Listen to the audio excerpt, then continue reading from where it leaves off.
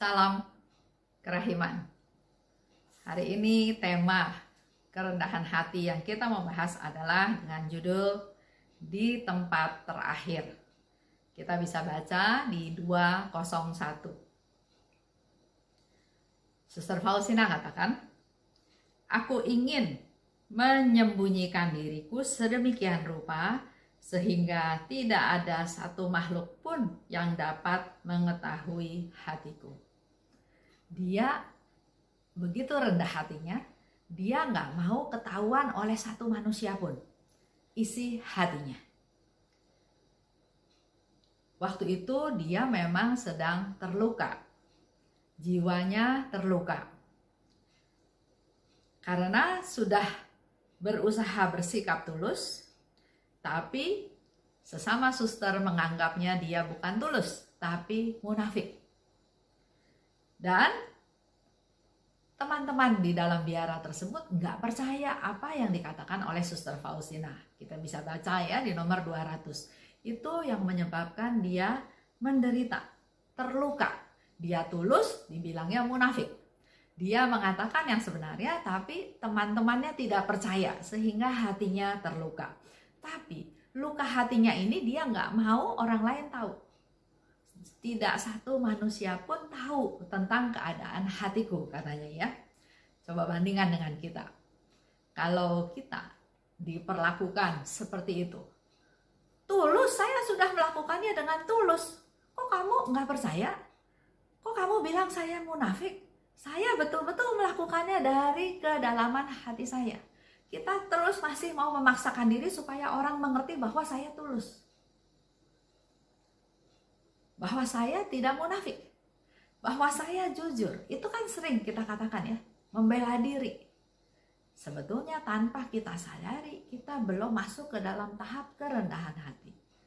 Kerendahan hati di sini, Suster Faustina memberi contoh, hatinya terluka.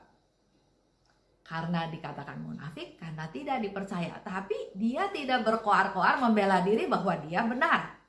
Dia diam, bahkan dia nggak mau satu manusia pun tahu bahwa hatinya terluka.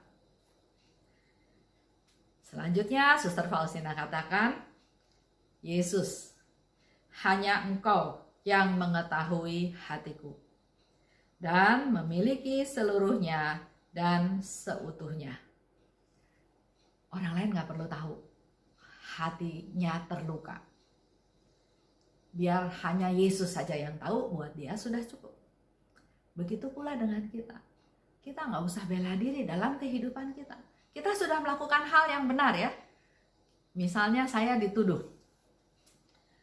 Apa yang saya lakukan itu cuma basa-basi.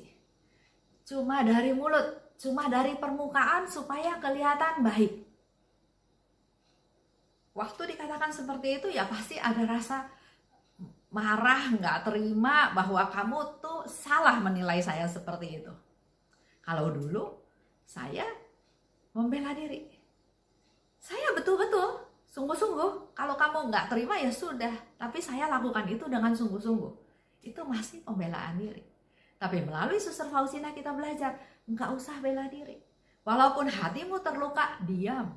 Nggak usah ada orang lain tahu, biar cukup Yesus aja yang tahu. Tidak seorang pun mengetahui rahasia kita.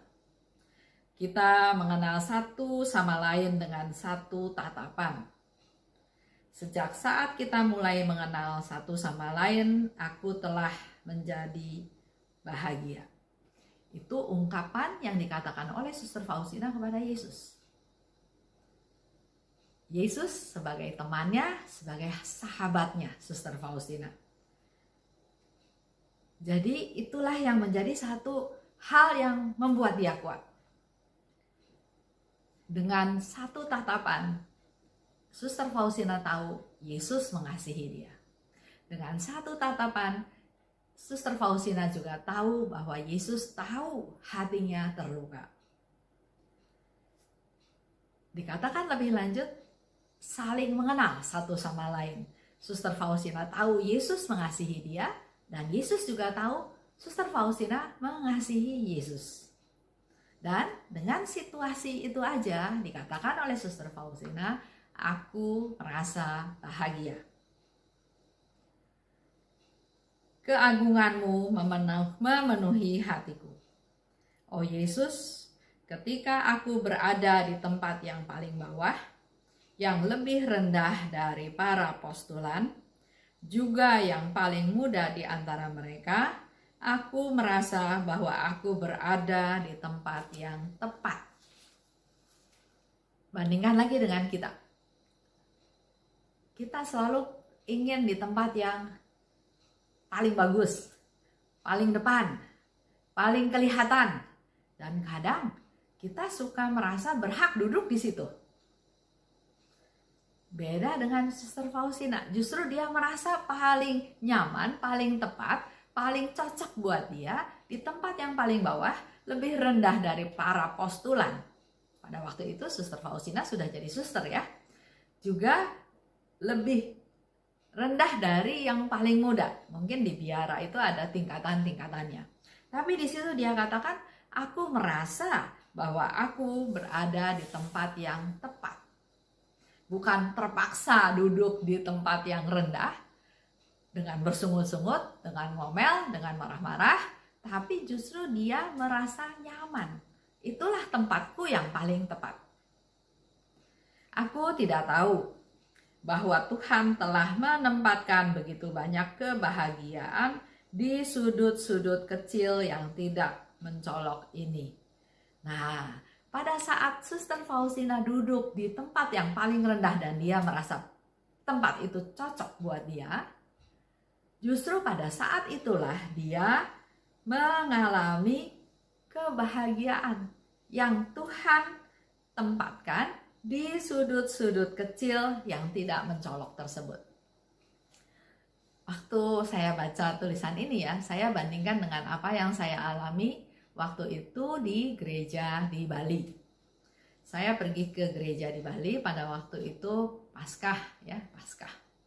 Pasti rame, tempatnya rame dan harus antri, dan waktu itu masih masa pandemi. Jadi ada prokes, ada banyak hal yang harus dilewati.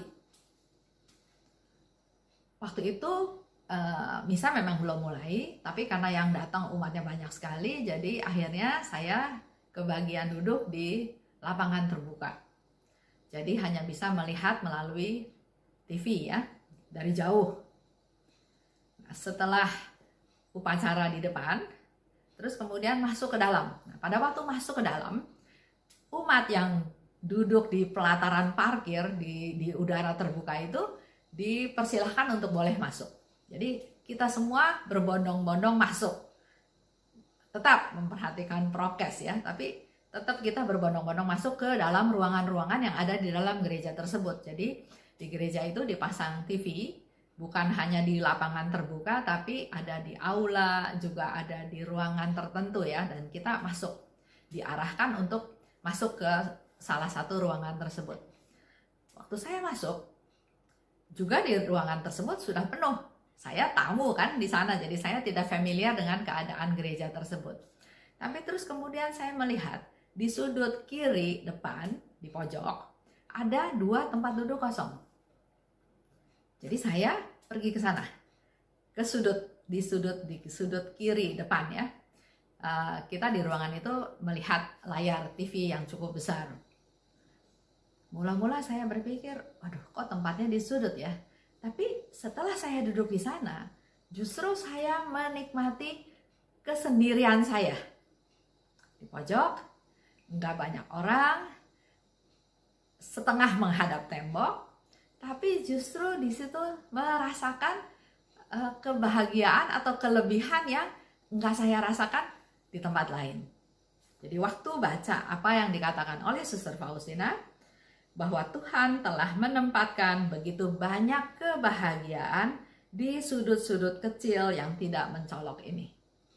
Di situ bisa lebih husuk, bisa lebih konsen, dan ya saya merasa nyaman, merasa enak duduk di situ, walaupun setengahnya menghadap tembok.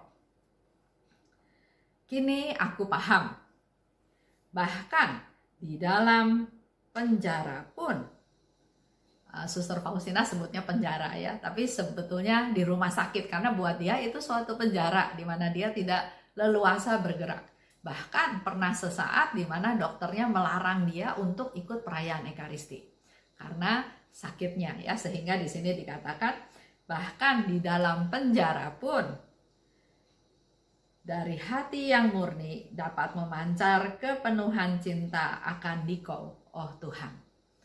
Menunjukkan cinta yang tulus itu bukan hanya di tempat-tempat tertentu, bahkan di rumah sakit pun dia bisa alami hal tersebut.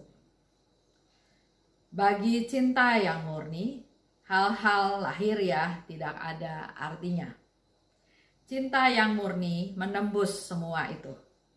Entah pintu penjara, entah gerbang surga, tidak cukup kuat untuk menghentikannya. Cinta mencapai Allah sendiri, dan tidak ada sesuatu pun yang dapat memadamkannya.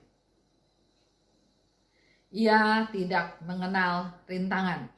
Ia bebas seperti seorang ratu. Ia bebas melintasi segala tempat.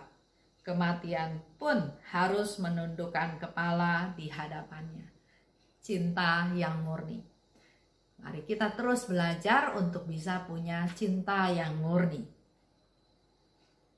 Hati yang murni, hati yang bersyukur, hati yang menerima dapat mencapai Allah. Jadi nggak perlu peduli Bapak Ibu ada di tempat yang seperti apa. Di dalam situasi apapun, dalam masalah apapun, di tempat yang paling rendah pun, asal kita punya hati yang murni, hati yang bersyukur, dan hati yang menerima, maka kita dapat mencapai Allah. Itu aja renungan hari ini. Salam kerahiman.